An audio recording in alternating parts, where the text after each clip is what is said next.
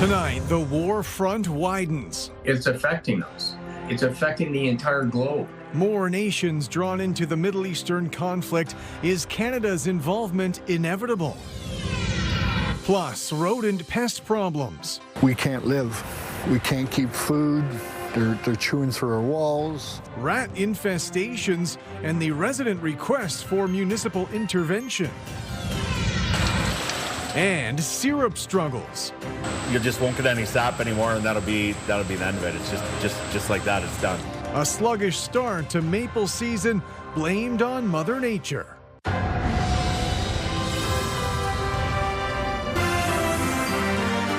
CTV News with Carlisle Fizette.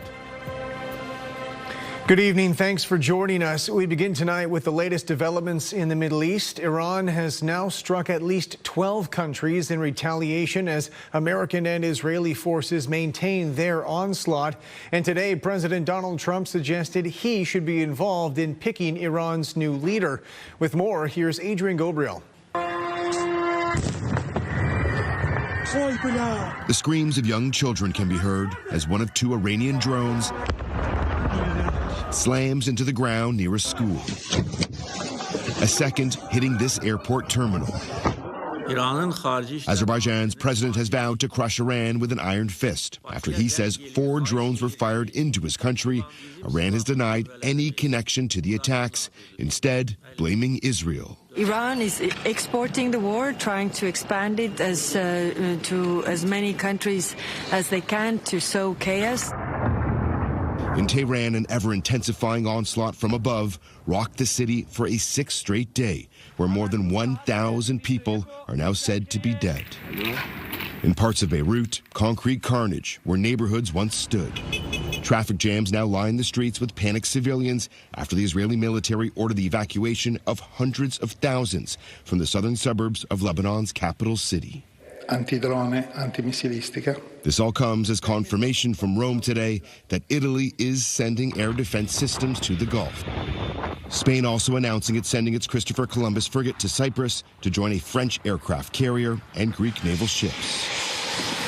Great Britain now has 4 fighter jets en route to Qatar. With each passing day, more NATO members are being drawn in.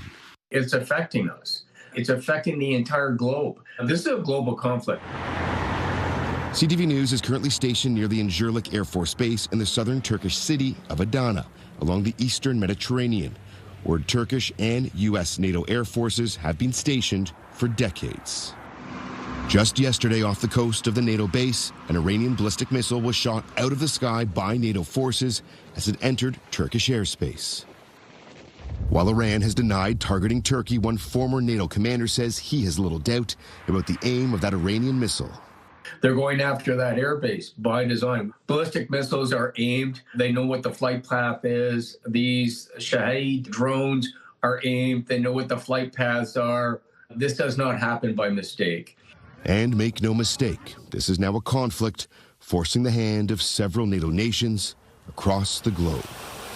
The multiple drone strikes in Azerbaijan makes this the 12th country to accuse Iran of firing deadly warheads in their direction since this war began.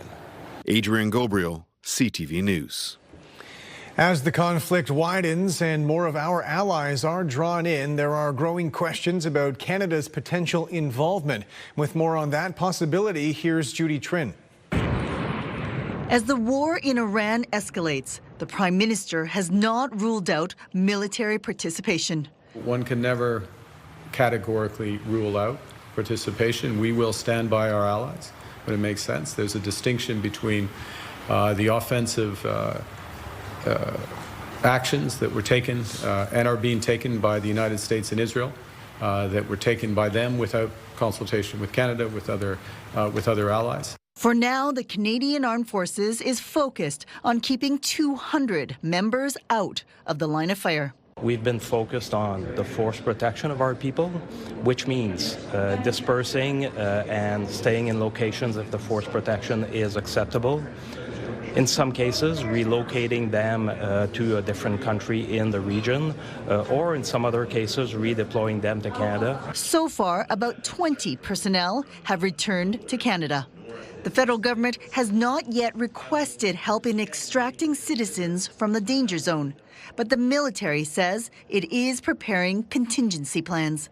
We are in the process of deploying 6 people as liaison officers to make sure that we're prepared should such a request come in, but we do not have any such request yet, nor have we moved major assets like ships or airplanes. In Canada, there is support for toppling the Iranian regime, but both the U.S. and Israel began bombing without engaging the United Nations or its allies. It should be up to Parliament itself to say yay or nay on whether or not we're ever going to be deploying our troops into a conflict. The military is preparing for all possible outcomes, but at this moment, they have not been asked by the government to join Operation Epic Fury, nor have they been asked to help with civilian evacuations. Judy Trin, CTV News, Ottawa.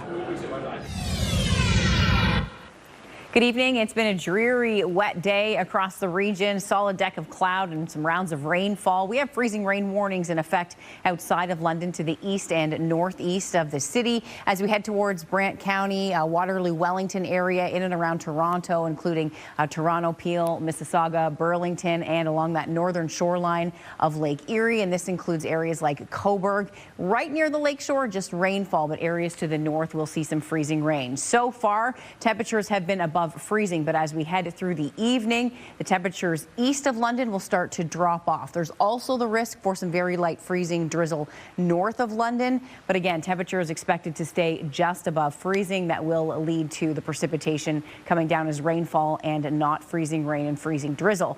Right now, we're anywhere from 1 to 4 degrees across the region, with Wyerton one of the warmer spots at 5. Coming up, I'll take you through the forecast. We'll look ahead to a big system coming in Friday night with the potential for some thunderstorms and a bit more rain to get through this evening. I'll have all your local weather details in just a few minutes. Carlisle? Thanks, Julie. Police in the Windsor region have confirmed the identity of a woman stabbed to death, attracting international media attention.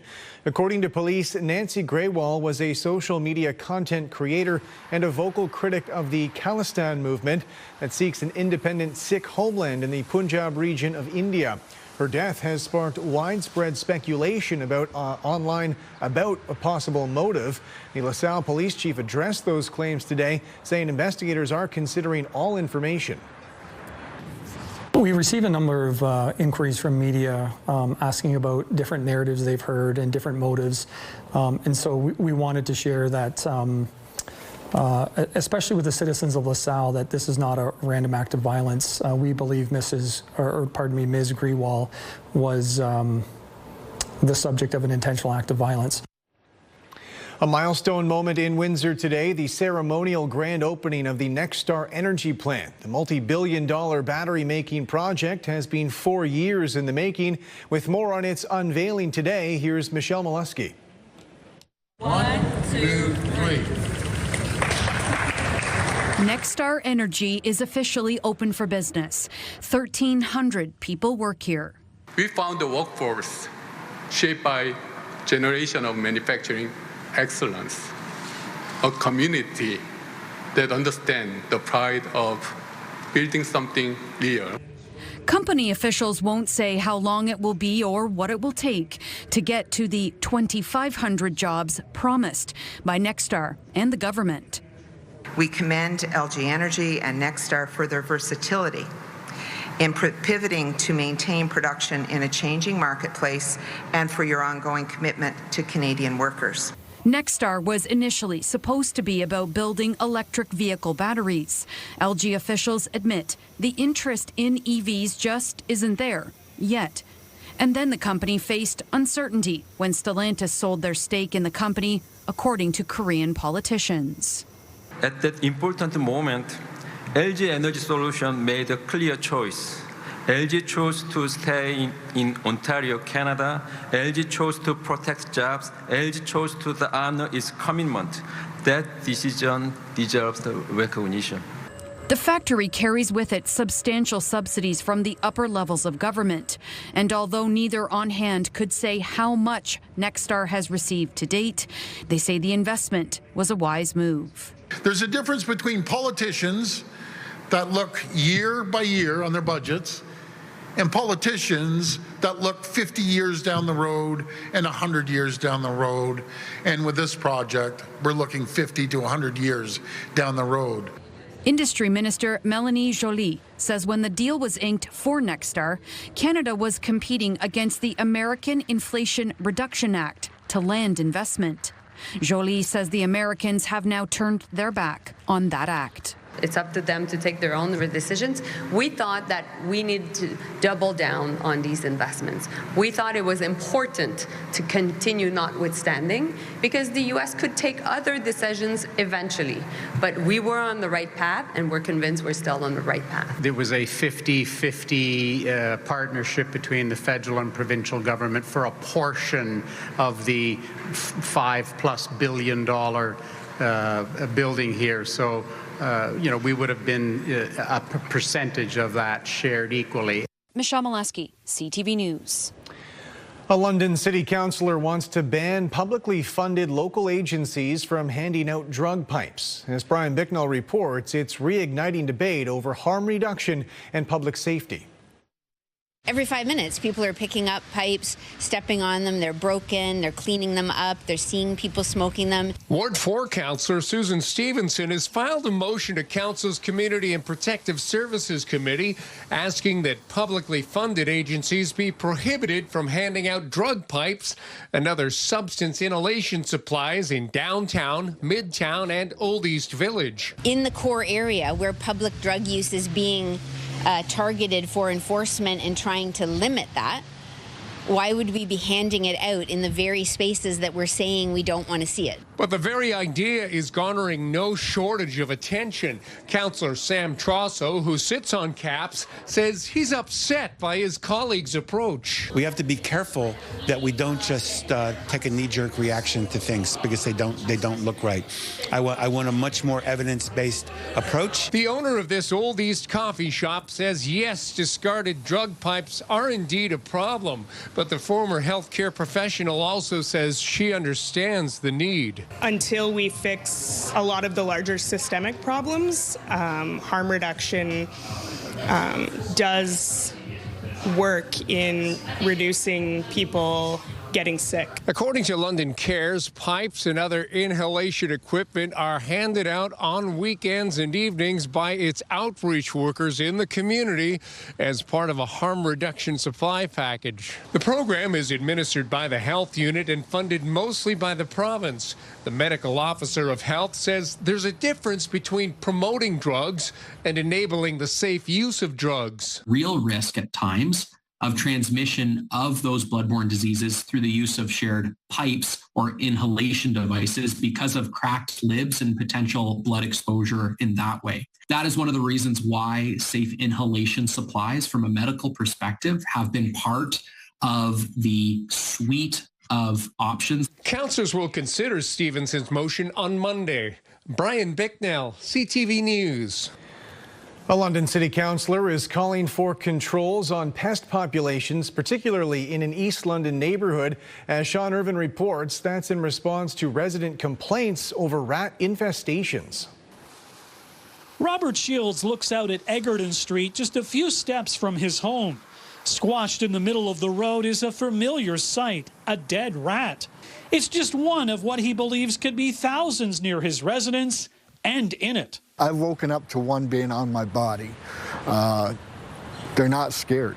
The situation, Shields says, is affecting the neighborhood. We can't live. We can't keep food.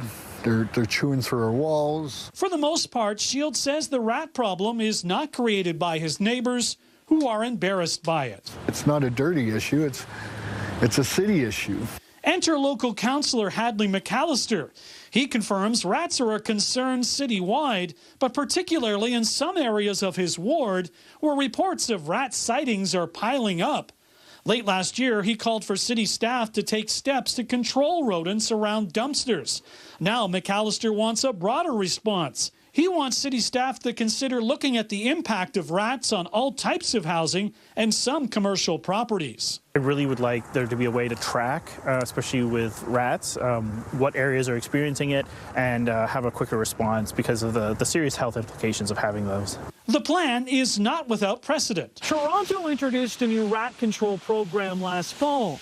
Primarily designed to control pests, the program expanded to include rapid response. At its inception, Toronto's rat control plan called for an educational component and a phone number to call to report rat sightings. The latter is a must-do, according to McAllister. Because right now, essentially it just goes in kind of as a general, property standards request. Shields welcomes any changes, but contends he never had a rat problem around his home before the city went to bi-weekly garbage collection. Somebody at the City Hall thinks it was a good idea to do garbage day every 2 weeks and think that there wouldn't be a rodent problem.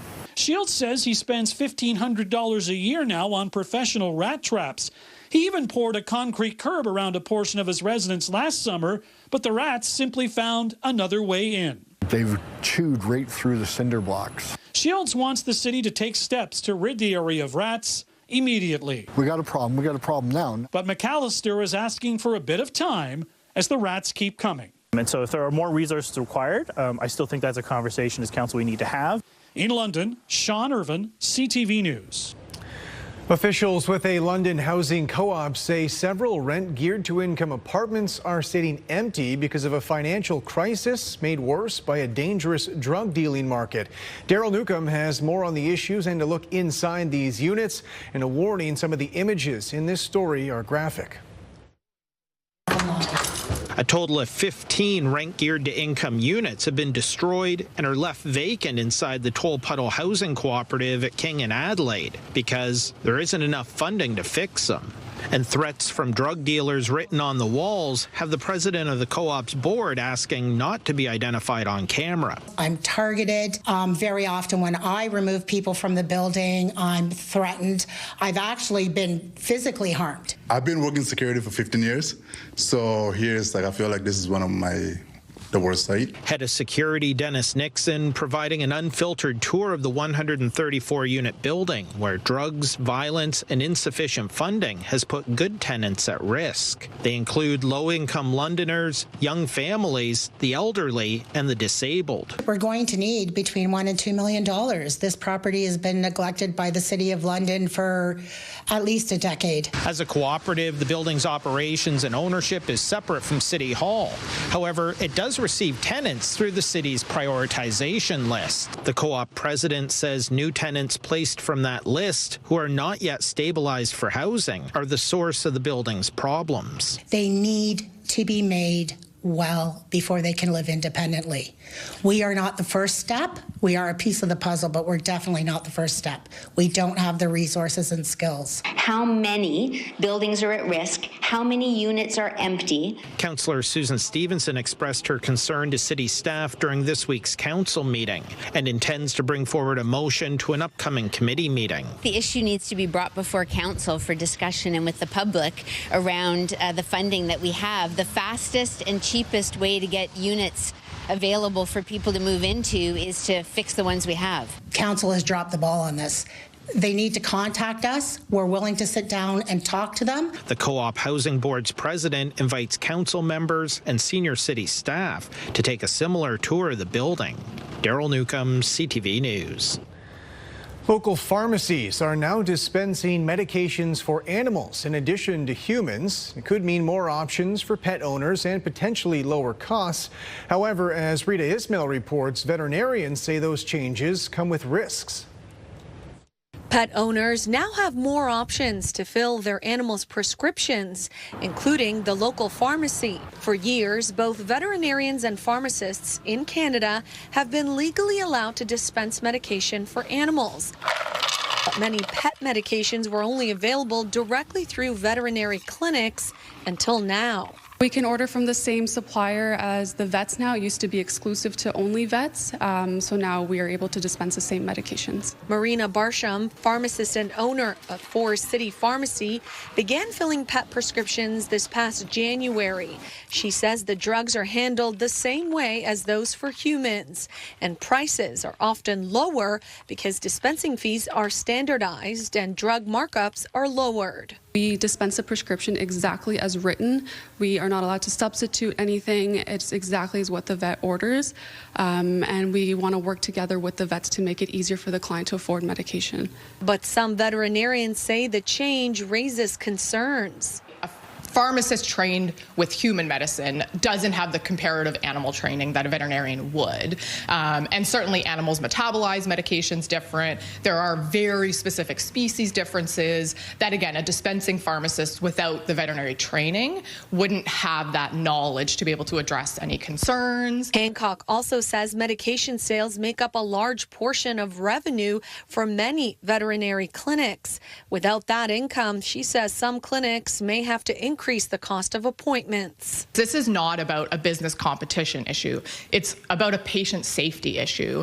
And unfortunately, myself and every veterinary colleague I have unfortunately seen adverse reactions from improper substitutions, the wrong advice. New regulations now require veterinarians to inform pet owners that they have the right to request a written prescription and fill it elsewhere, including at a pharmacy. If a pharmacist does not feel comfortable filling a prescription, we always refer back to the vet. Our priority is the safety and care of the animals. Training programs are being developed to help pharmacists expand their knowledge of veterinary medications.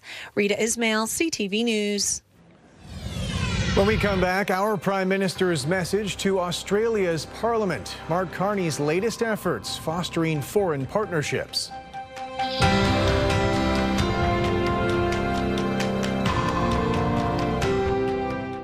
Download the CTV News app and stay on top of local stories as they unfold. We begin tonight with Ontario's latest. Customize your feed and watch live wherever you are. ctvlondon.ca, your home for news. Welcome back. Prime Minister Mark Carney refused to rule out Canadian military participation in the Middle East conflict in the midst of a trade visit to Australia. And with more on that partnership and the efforts to strengthen it, here's Abigail Beeman.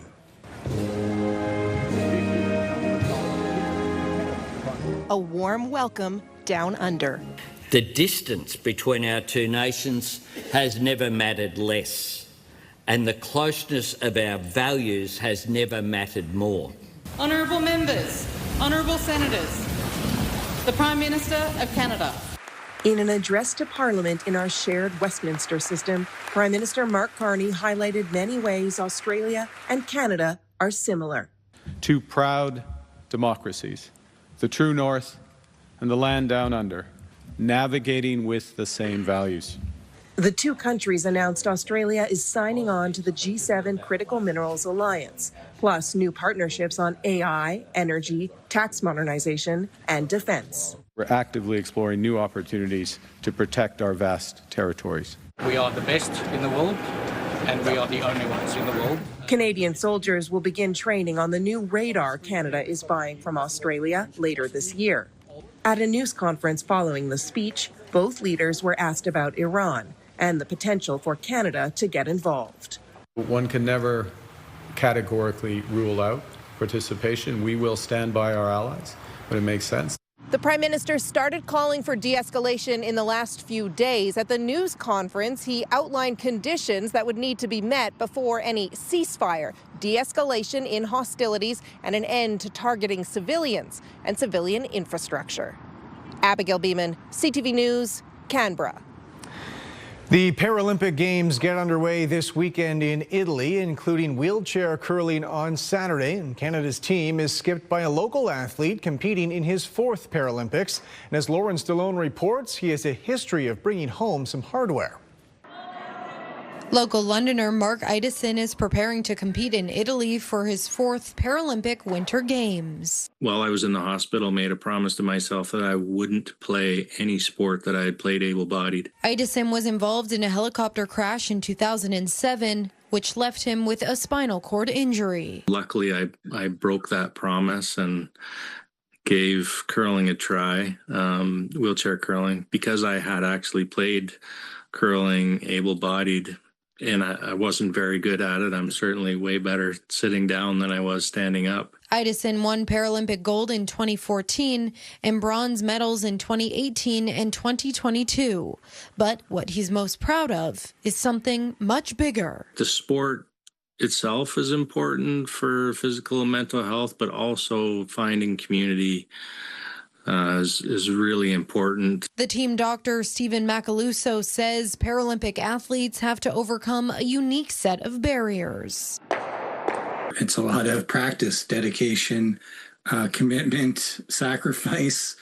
I think the families of the athletes know that more than probably anyone else. Macaluso says it takes a group of dedicated individuals to ensure Canada's Paralympic athletes are ready to compete. It's obviously a process of rehabilitation, a lot of hard work on behalf, certainly of the person themselves in the recovery process, but it takes a team. As Idison prepares for his first 2026 Paralympic game on March 7th, he's turning to tradition for a little extra luck. I hide a loonie in the ice, around the ice surface.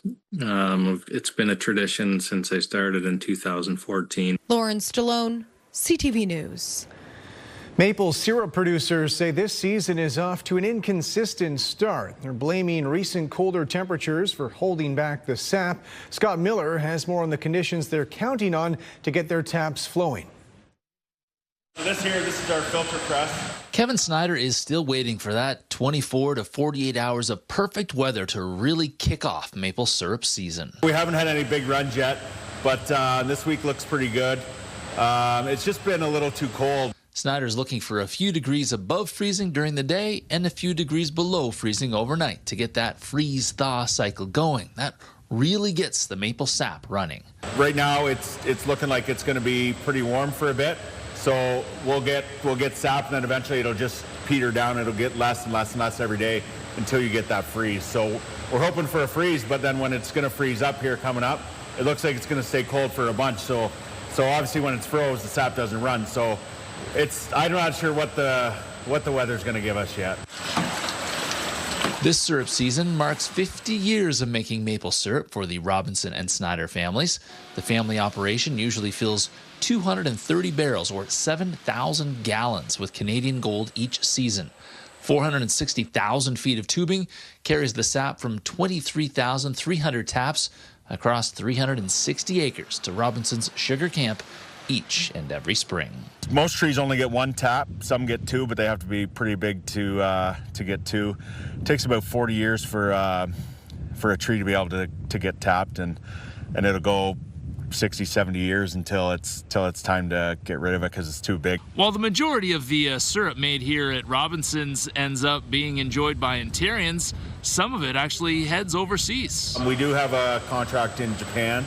We send them about 1,200 cases twice a year, which is a full container load twice a year. So we have an exclusive deal with them, but most of it just stays in Ontario. Whether it turns out to be a bumper crop or simply an okay year depends on the next few weeks of weather. Snyder has his fingers crossed. Things don't get too warm or too cold, so that sweet sap picks up steam. That's the hope. I mean, you don't know until it's done.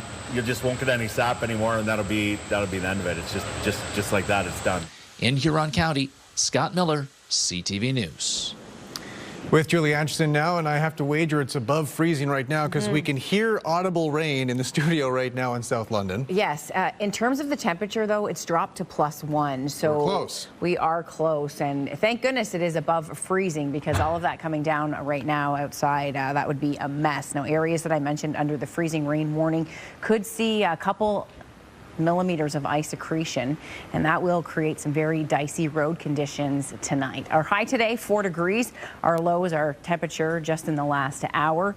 The pressure's at 101.8. The winds gusting out of the east. That rain's coming down. We will likely pick up another 4 millimeters of rainfall. You can see some mixed precipitation out over the lake and east of London now, just encroaching on the area in and around the GTA and that Golden Horseshoe. So if you're traveling tonight, please be aware of that. The temperatures are dropping near the freezing mark outside of London, which will lead to the freezing rain.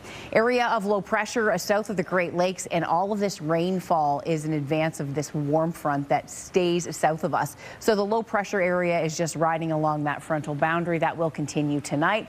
We'll go overcast, so the rain will continue for the next few hours. We'll stay cloudy, and then the temperature will hover just above freezing overnight. That will lead to some foggy conditions developing. So once again, some low visibilities heading into tomorrow morning. As we look across Canada, we have some snowfall tonight in through Regina and Winnipeg, Thunder Bay, all reporting light snow on the hour, -9 to -10. So some cold air bottled up to the north. We're on the mild side of things in London. Most of Midwestern Ontario staying above freezing. You can see that system exiting as we head through your Friday. A cloudy start to the day. A Friday mid-afternoon, we could see some showers towards Sarnia and Chatham. In London, the rain should hold off until the evening. And then there's the risk for thunderstorms a Friday night. So this is another warm front advancing. This warm front, though, this will move right over the Great Lakes and put us right into the warm sector. So what that means is lots of instability and the potential for thunderstorms, which could lead to some heavy downpours and some gusty winds. So that'll be as we head into Friday night. And then Saturday, the cold front comes in. So in advance of the cold front, we'll pick up rainfall. Once again, the chance for thunderstorms, and then the front will cross the area with a round of rain. So the best day over the weekend at this point will be a Sunday. So if you are planning to do some fun things outside, perhaps if you can hold off until Sunday, that's the day we're expecting some nice mild spring air and some sunshine. So overnight outside of London, you can see KW, Mount Forest, east towards Toronto, temperature sitting at 0. That's quite problematic for the next few hours with that heavy rain coming in. That will be freezing on contact in a lot of areas and coming down as freezing rain and freezing drizzle. Your Friday forecast, the high 8 degrees, cloudy conditions through the day, chance of drizzle in the morning, and then the rain comes in a Friday night with a chance of thunderstorms. We're up to 15 degrees on Saturday, so that's that warm front placing us right into that warm sector. Possibility of thunderstorms continuing into your Saturday. 10 degrees, gusty winds on Sunday. That's the sunshine, and mild into the double digits. 15 degrees on Monday. This is not great maple syrup weather, that's for sure. 10 degrees on Tuesday with a mix of sun and cloud and the chance of nighttime rain, and then 9 degrees as we head into Wednesday and showers. Temperatures expected to drop a week out. Again, this weekend, we spring forward, so that's Saturday night before you head to bed. We do have some rounds of rainfall coming in with the potential for some thunderstorms Friday night. And then into Saturday, I showed you the rounds of rainfall that will arrive, so we'll have a little bit of rain early in the day and then the potential for some thunderstorms with the passage of the cold front. But there could be some breaks of sunshine on Saturday because when you get into that warm sector, it's just lots of instability and rising air. But peaks of sunshine will fuel the atmosphere and lead to the potential, as I mentioned, for those storms coming in. So an interesting 48-hour forecast, Carlisle. We have that rain continuing out there tonight. The rain will come to an end before midnight, cloudy with drizzle overnight and fog, low visibility, and then a round of showers and thunderstorms coming into the area on Friday night. All right, Julie, thanks very much. Coming up, home appliances may be getting more sophisticated, but it's making their lifespan shorter. Pure Country 93 wants to send you to Sandals South Coast in Jamaica. We're giving away an all-inclusive Caribbean vacation for 2 every weekday. Listen for your chance to win. Pure Country Passport with Sandals Resorts. Get closer to the Caribbean.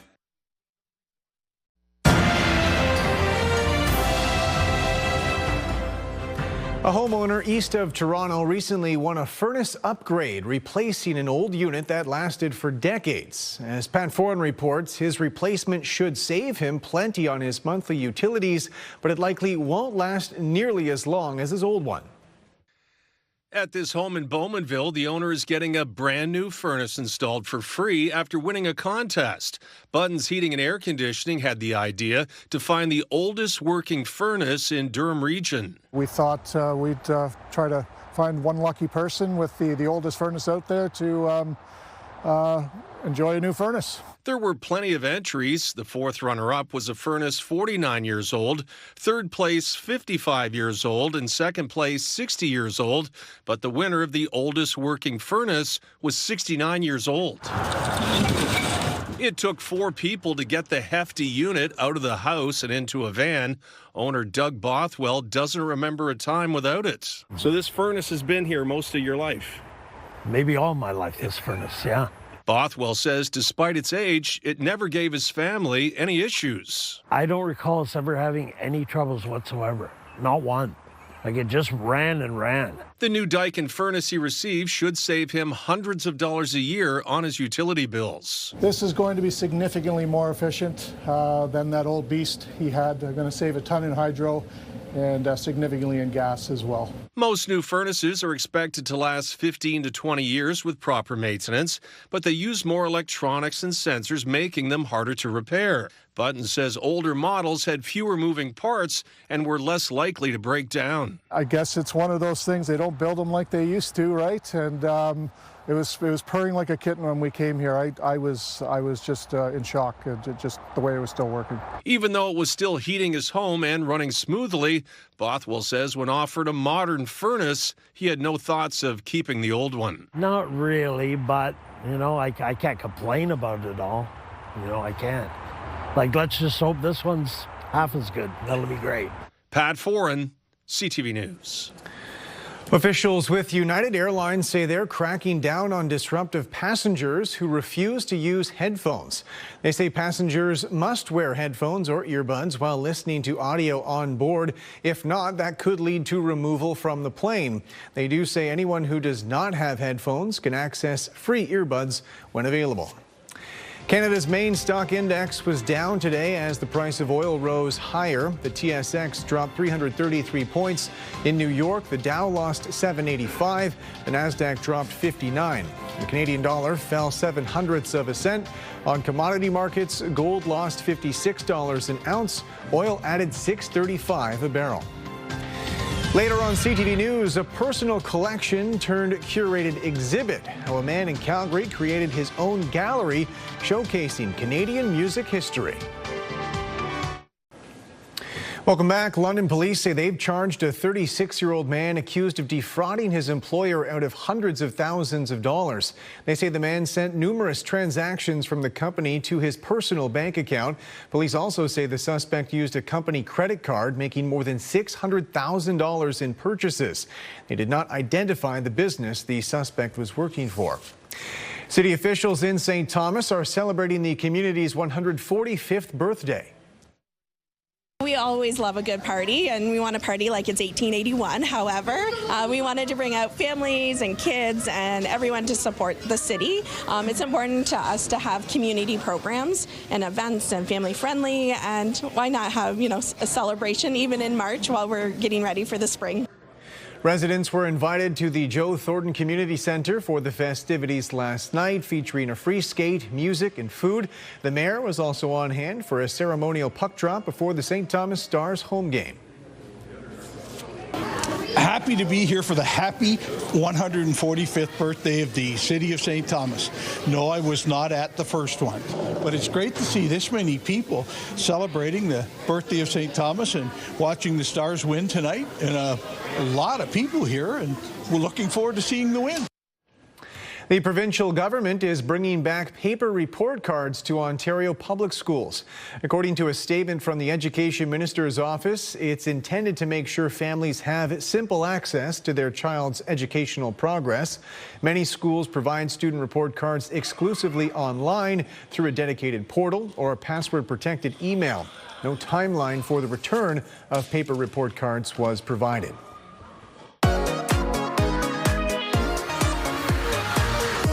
Welcome to this week's London List. I'm Rita Ismail, and I'm joined by Weaver from Pure Country. It is International Women's Day this Sunday. Lots happening right across the city. Absolutely. The London Abuse Women's Centre will get the ball rolling on Friday with their annual breakfast this year at RBC Place. The featured speaker is Heather Marshall, author of Looking for Jane, and I hear you're going to be there. Yes, I wouldn't miss it. It is a great event that they hold every year. Absolutely. And of course, we do have the farm show, which began yesterday and continues until tomorrow. Yeah, the farm show started on a Wednesday this year. year and goes through Friday of this weekend at the JR Expo Center at Western Fair. Over 370 exhibitors, so wow. An absolutely massive show. Get there before it's gone. Yeah, that should be pretty neat. And of course, the Knights are in town. Yes, they're playing the Erie Otters Friday at Canada Life Place downtown, and you can expect a lot of dun, dun, dun, dun, dun, dun, dun, dun, dun. But you can't do that Saturday. The Knights are on the road. It's a home and home with the Erie Otters because we have a big concert at Canada Life Place Saturday with Big Rec, who always put on a great concert.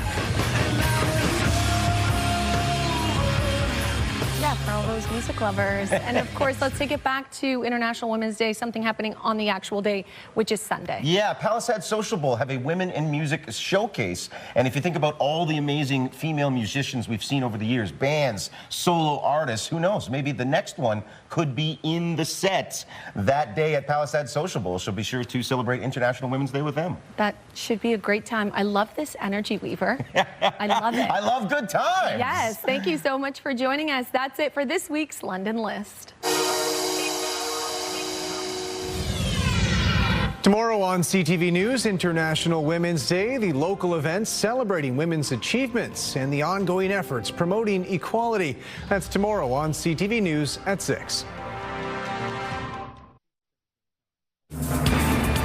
Our photograph tonight comes to us from St. Thomas. Thank you so much, Sharon Renault, for sending this in. This full moon, often referred to as the worm moon. Tonight, the worm moon, 94.3% full. Heading into tomorrow, cloudy skies hold.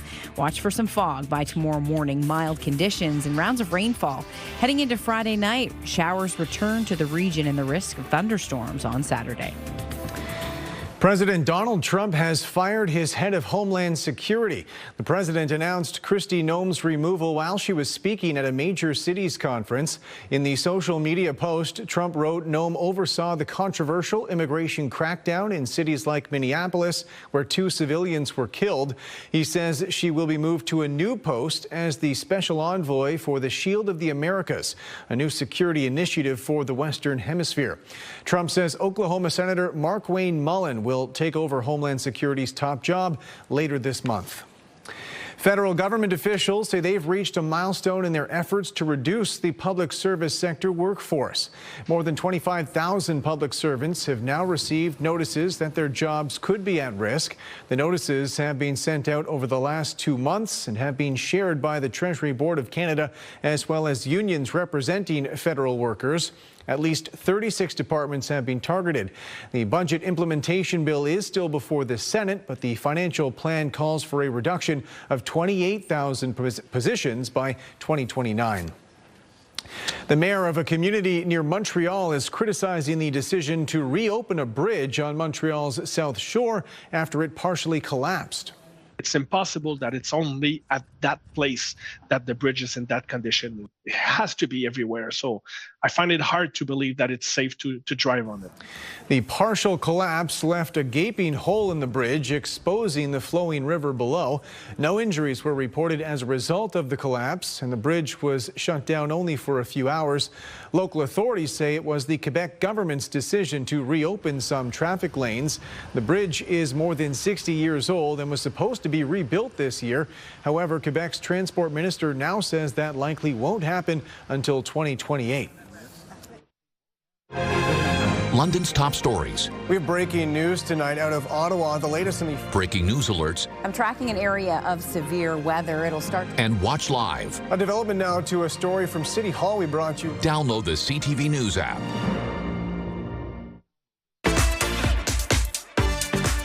I'm Sherry Flick, your host of Weekend Spotlight, Saturday mornings, 8 a.m. right here on CTV London. This Saturday, Victim Services of Middlesex, London. We'll find out about what they do.